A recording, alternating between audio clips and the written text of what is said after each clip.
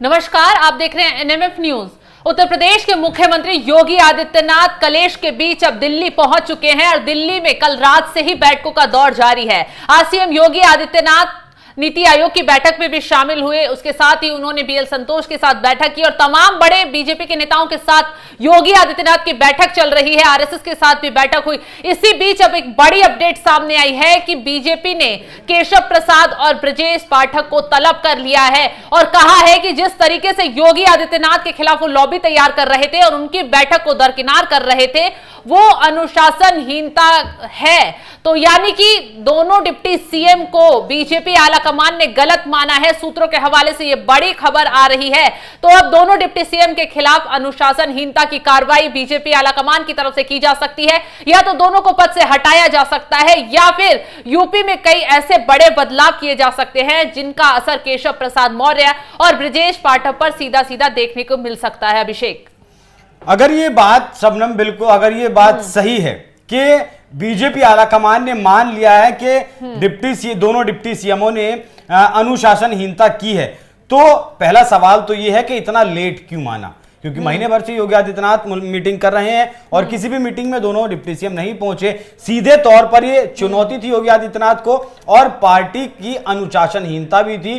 तो अगर ऐसा वाकई में है तो ये कदम बीजेपी आलाकमान को इससे पहले उठा लेना चाहिए था। दूसरा, यहां एक इस बात के मायने और निकाले जा रहे हैं और दूसरे मायने निकाले जा रहे हैं कि योगी आदित्यनाथ के सामने दिल्ली घुटने टेक चुकी है। क्योंकि जिस तरीके से कहा जा रहा था कि जो एक लॉबी तैयार थी, अमित शाह के इशारे पर अखिलेश यादव ने भी कहा था कि दिल्ली का जो वाईफाई है उसके पासवर्ड है केशव प्रसाद मौर्य। तो जो अमित शाह, केशव प्रसाद मौर्य, ब्रजेश पाठक, अनुप्रिया पटेल, संजय निषाद या फिर और तमाम राजभर जो थे, रमेश मिश्रा, जितने भी मोती सिंह, जितने भी नेता इकट्ठे हुए थे योगी आदित्यनाथ के खिलाफ, उनकी नहीं चली है। भूपेंद्र चौधरी ने मुलाकात की, केशव प्रसाद मौर्य ने जेपी नड्डा से मुलाकात की, प्रधानमंत्री मोदी ने खुद भूपेंद्र चौधरी से मुलाकात की और अब जब नीति आयोग की बैठक के बाद दिल्ली के बीजेपी मुख्यालय में बीजेपी के नेताओं की जो है मीटिंग चल रही है, जिसमें दोनों डिप्टी भी मौजूद हैं, खुद योगी आदित्यनाथ मौजूद है, राजनाथ सिंह मौजूद हैं, अमित शाह मौजूद हैं,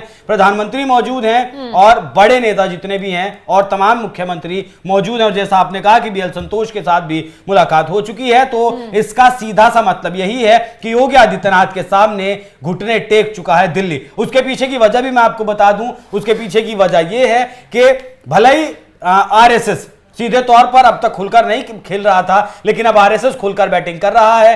टॉप लीडरशिप के साथ जो योगी आदित्यनाथ की मीटिंग होनी है उसमें आरएसएस के भी कई बड़े नेता शामिल होंगे और बीजेपी के दिमाग में यह बात फिट हो चुकी है दिल्ली आलाकमान के कि अगर योगी आदित्यनाथ के साथ कुछ भी हरकत करने की कोशिश की तो खुले तौर पर आरएसएस योगी आदित्यनाथ के समर्थन में उसके पीछे आकर खड़ा हो जाएगा और उससे ना सिर्फ उत्तर प्रदेश की सत्ता गंवानी पड़ेगी 27 में, बल्कि अभी जो 3 राज्यों में चुनाव होने हैं वो सत्ता भी बीजेपी को गंवानी पड़ सकती है। वैसे भी उन तीनों राज्यों में बहुत ज्यादा अच्छी हालत बीजेपी की नहीं है। यही वजह की बैठक में बीएल संतोष के सामने सीएम योगी ने सारे मुद्दे रखे, बताया कि कैसे वो हार की समीक्षा कर रहे हैं, हर मंडल के साथ बैठकें कर रहे हैं, लेकिन उसी के तहत दोनों डिप्टी सीएम अलग रणनीति में लगे हुए हैं। तमाम नेताओं के साथ, वो सहयोगी दलों के नेताओं के साथ अपने घर पर बुलाकर उनसे मुलाकात कर रहे हैं। तो कहीं ना कहीं ये मैसेज देने की कोशिश कर रहे हैं कि वो अपना शक्ति प्रदर्शन दिखा रहे हैं, उनके साथ ज्यादा नेता हैं। प्रदर्शन नहीं, मैसेज तो योगी आदित्यनाथ ने भी दे दिया है। 100 से ज्यादा विधायकों के साथ योगी आदित्यनाथ मुलाकात कर चुके हैं, भले ही वो प्रोटोकॉल के तहत मुलाकात कर चुके हैं,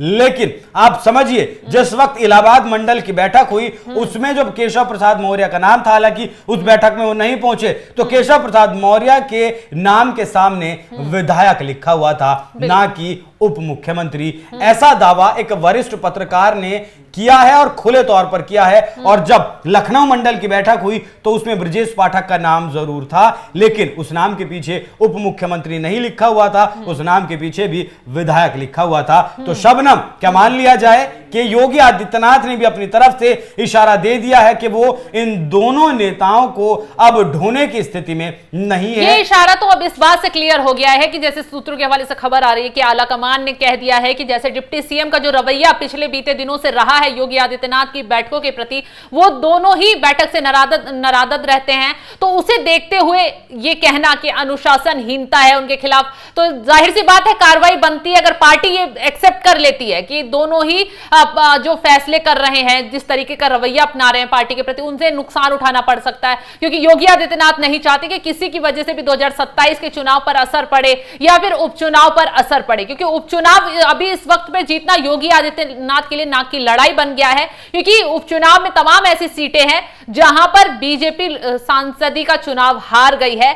अगर वहां विधायक जीत जाते हैं तो योगी आदित्यनाथ इस बात का सटीक तरीके से जवाब दे पाएंगे कि बीजेपी में कोई अंदर कलह नहीं चल रही है, और अगर चल रही है तो काम और विकास को जनता उनके पसंद कर रही है। शबनम, एक उपचुनाव पर एक छोटी सी बात कहूंगा, ज्यादा लंबी नहीं कहूंगा, कि दिल्ली में जो लोग बैठे हैं वो चुनाव लड़ना और लड़ाना इन दोनों के मास्टर हैं। वो अमित शाह हो, प्रधानमंत्री मोदी हो, राजनाथ सिंह हो, कोई भी हो, वो चुनाव लड़ाने के मास्टर हैं। और उपचुनाव में रही बात योगी आदित्यनाथ के स्ट्राइक रेट की कि योगी आदित्यनाथ जो है 7 सीटें जीत सकते हैं, 8 सीटें जीत सकते हैं, उससे कोई फर्क नहीं पड़ने वाला है।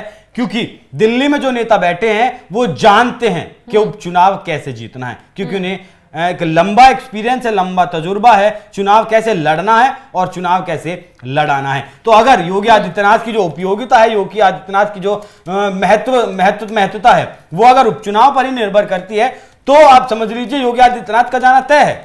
क्योंकि 5 सीटें समाजवादी पार्टी के पास पहले ही हैं, और समाजवादी पार्टी जो ये आग लगी हुई है उत्तर प्रदेश में बीजेपी में, उसमें घी तो डालने का काम कर सकती है, लेकिन उसे बुझाने का काम वो नहीं करेगी। क्योंकि जिस तरीके से मॉनसून ऑफर दिया गया, 100 लाओ, मुख्यमंत्री बन जाओ, सरकार बनाओ, दिल्ली का पासवर्ड है आप तो वाईफाई का, ये घी डालने का काम तो वो कर सकती है, लेकिन वो उस आग को बुझाने का काम नहीं कर सकती। समाजवादी पार्टी भी पूरा दमखम लगा देगी इस उपचुनाव को जीतने के लिए, और ये उपचुनाव योगी आदित्यनाथ के लिए मुझे ऐसा लगता है कि महत्व नहीं रखता। भूपेंद्र चौधरी कल ही इस तस्वीर को साफ कर चुके हैं कि मुख्यमंत्री बदलने की चर्चा ही नहीं है।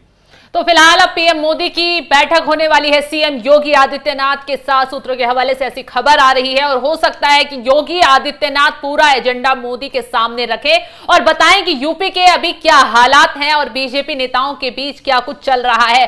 कहा जा रहा है कि हार पर मंथन भी इस बैठक में हो सकता है, लेकिन अब देखने वाली बात यह होगी कि आखिरी फैसला यूपी को लेकर क्या लिया जाता है दिल्ली से। तो तमाम खबरों की अपडेट के लिए आप बने रहिए हमारे साथ। नमस्कार।